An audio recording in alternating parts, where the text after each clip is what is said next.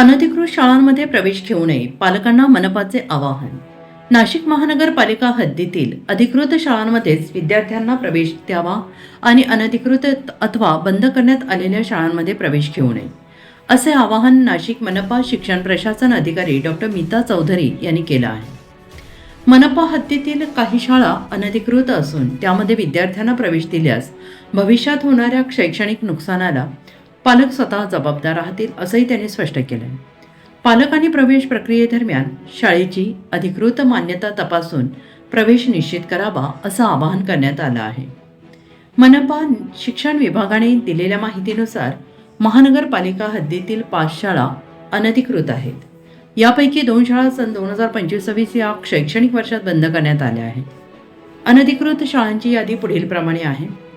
Saint Xavier Francis English medium school, jail road, Nashik, सन 2025-26 मध्ये बंद. 2. Vimaladevi English medium school, Ambad, सन 2025-26 मध्ये बंद. Buddhist international English school, Nashik road. Buddhist international English school, Pathardi, Nashik. Buddhist international English school, Wadala, Nashik.